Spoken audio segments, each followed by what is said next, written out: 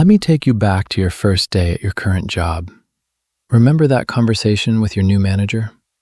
They asked what you wanted to focus on, what you saw yourself doing, where you wanted to grow. And you played it safe. You didn't want to seem overconfident. So you said, "I'm really good at execution. I'm detail-oriented. I'm a team player who's great at following through." Your manager nodded and made a mental note. Detail person. Good executor. Not strategic. 6 months later, they're putting together a team for a strategic initiative. Your manager doesn't think of you. They think of someone else. Someone who, in that first conversation, said they were interested in strategy.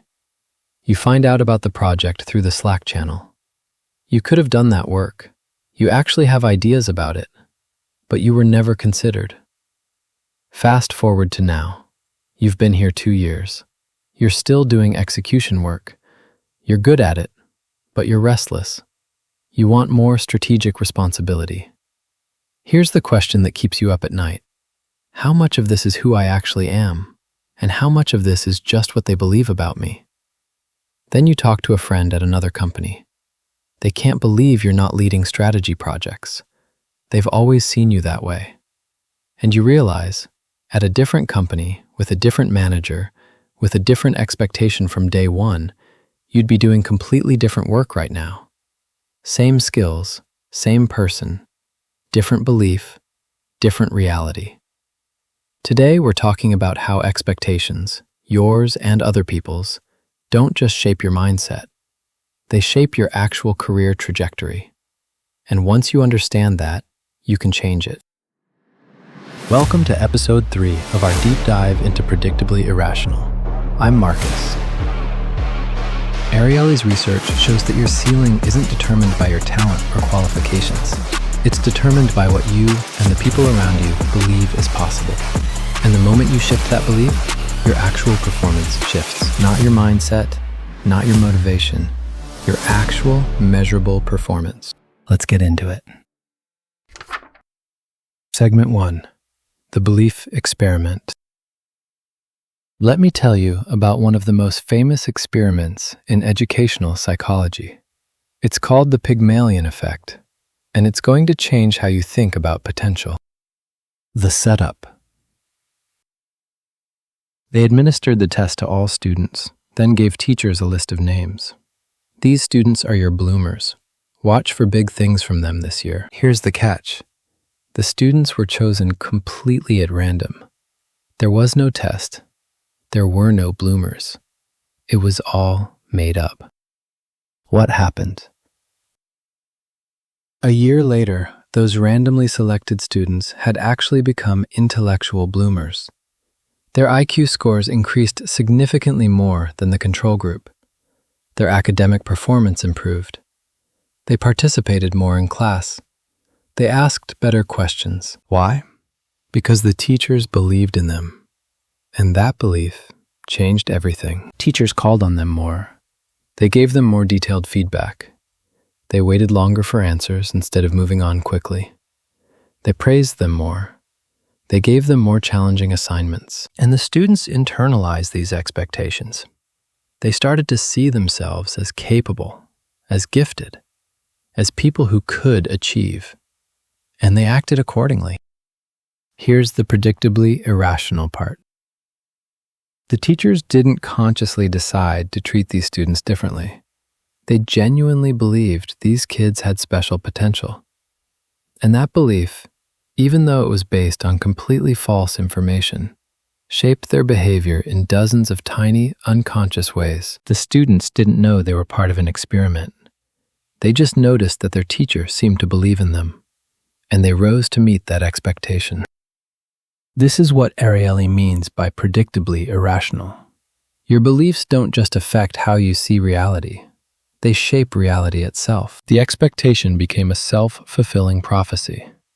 Not through magic, through hundreds of small behavioral changes that added up to dramatically different outcomes. Now here's why this matters for your career. Someone, your manager, your colleague, maybe even you yourself, has formed expectations about your potential. And those expectations are shaping your performance right now.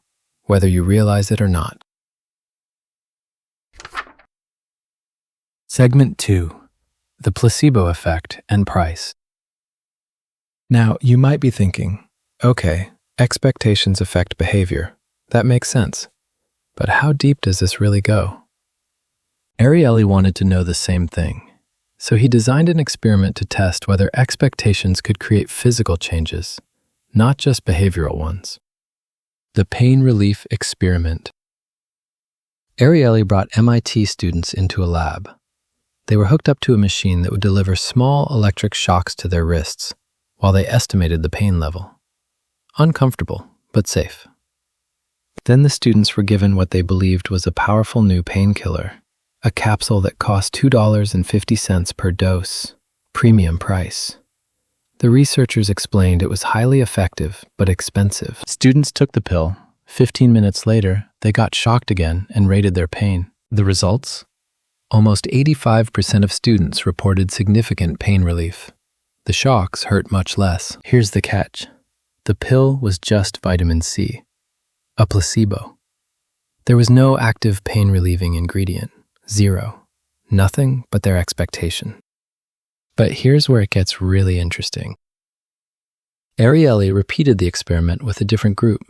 Same setup, same shocks, same vitamin C capsule. But this time, he told students the painkiller was on sale.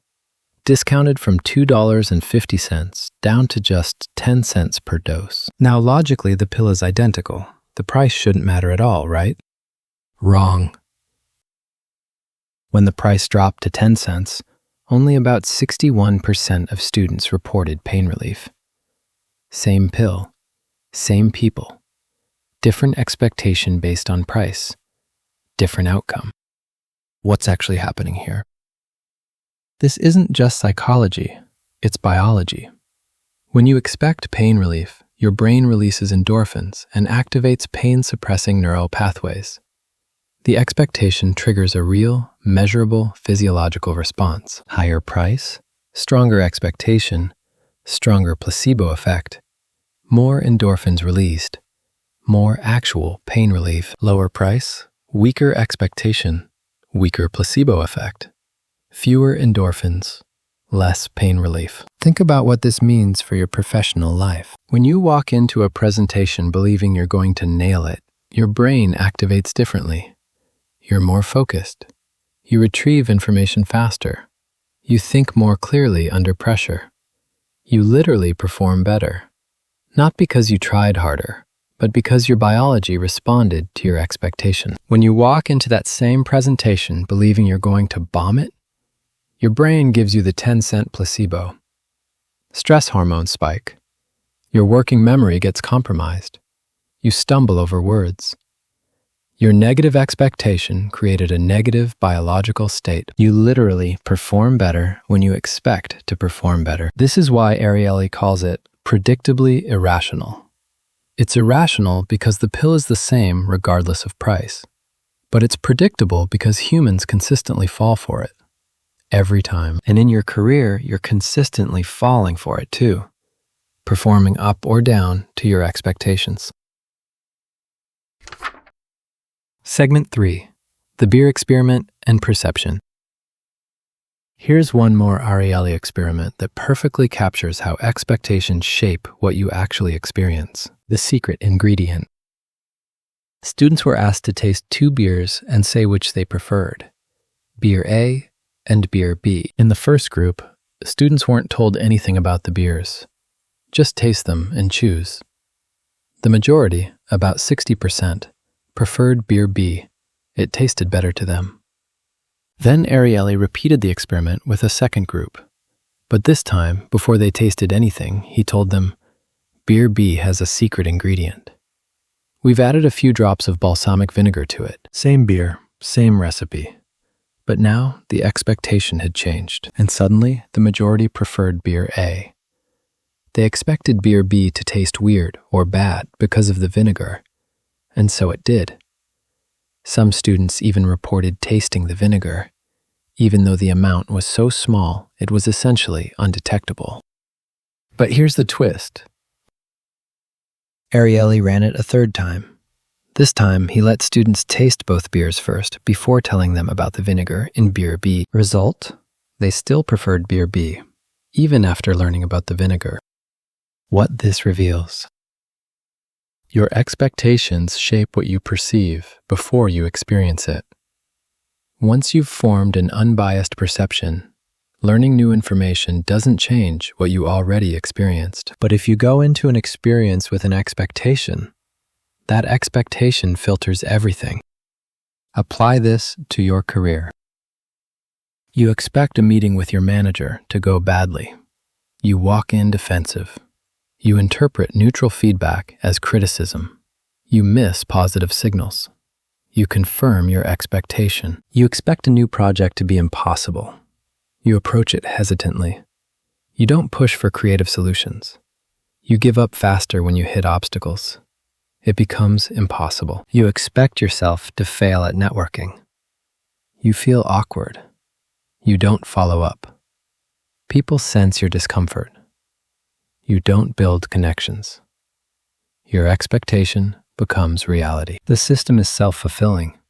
Your expectation shapes your behavior and perception, which shapes the outcome, which confirms the expectation. You're living in a loop. And most people never realize they're in it. Segment 4. The professional application. So here's what changes when you understand the power of expectations in your career. First, your ceiling might be self-imposed. That promotion you think you're not ready for? That leadership role you think is beyond you? That skill you think you'll never master?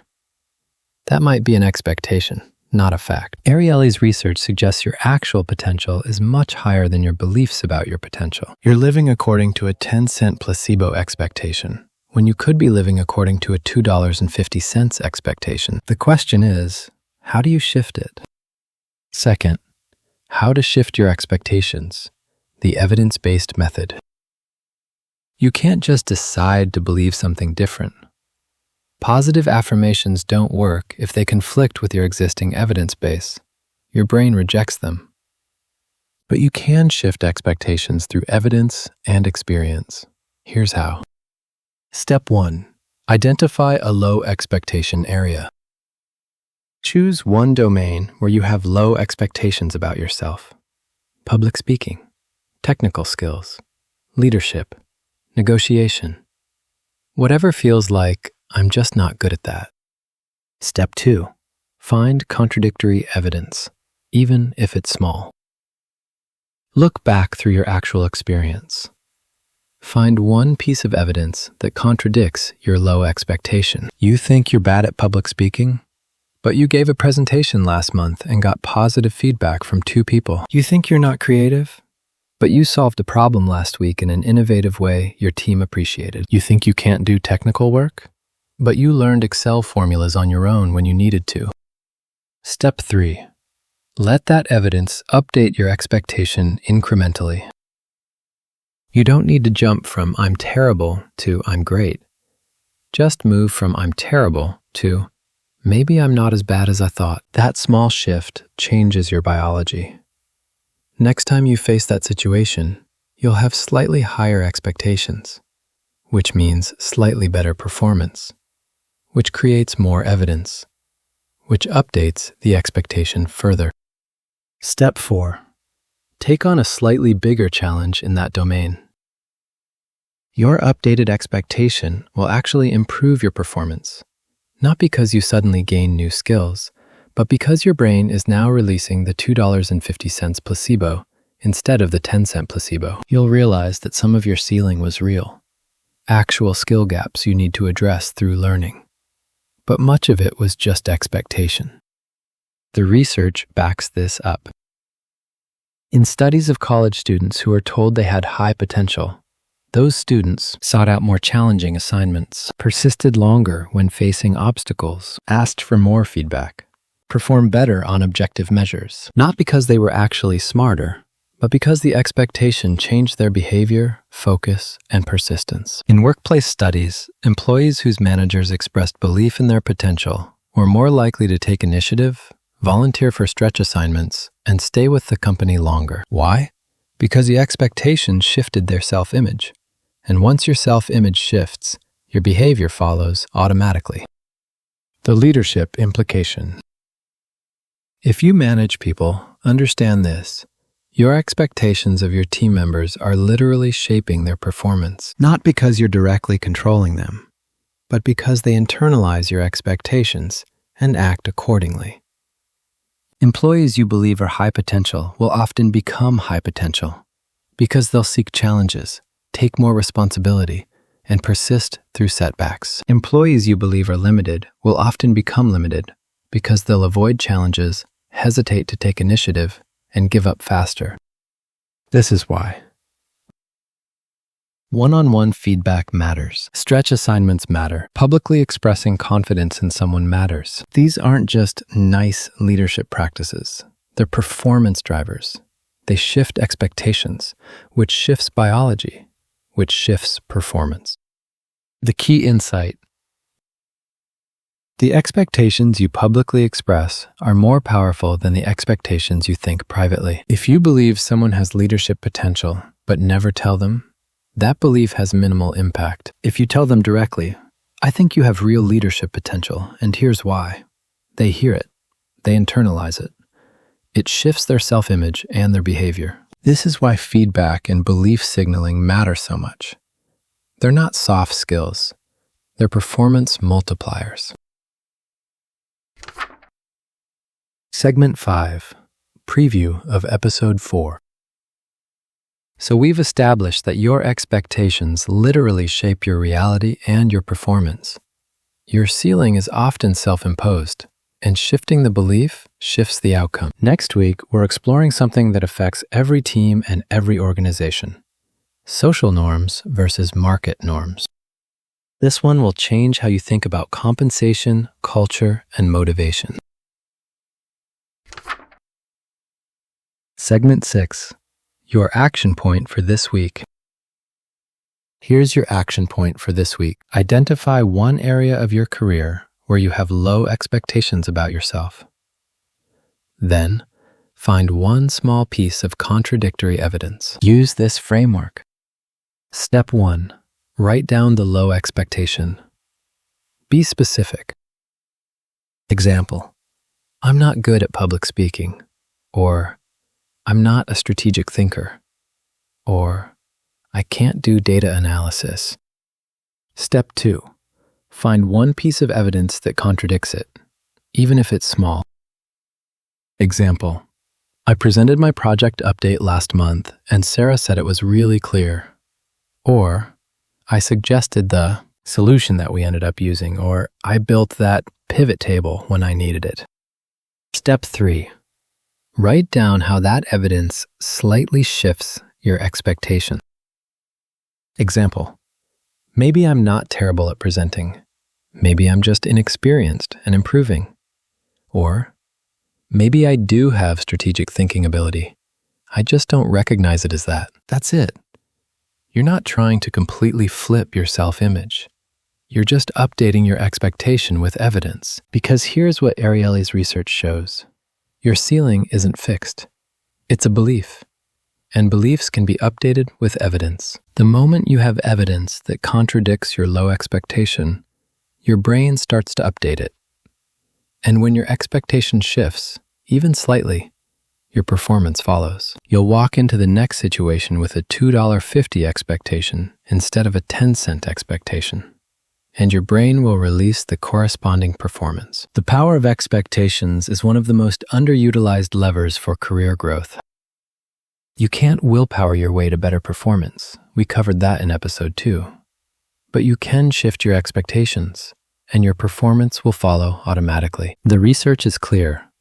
What you believe about yourself shapes how you behave. How you behave shapes what outcomes you get. And those outcomes confirm the belief. The question is, which beliefs are serving you and which ones are limiting you? Because somewhere right now, there's a version of you operating with higher expectations.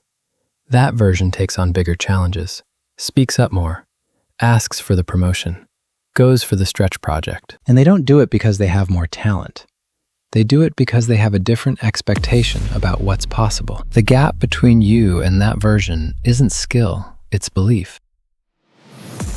Thanks for listening to Book Takeaways for Professional Growth.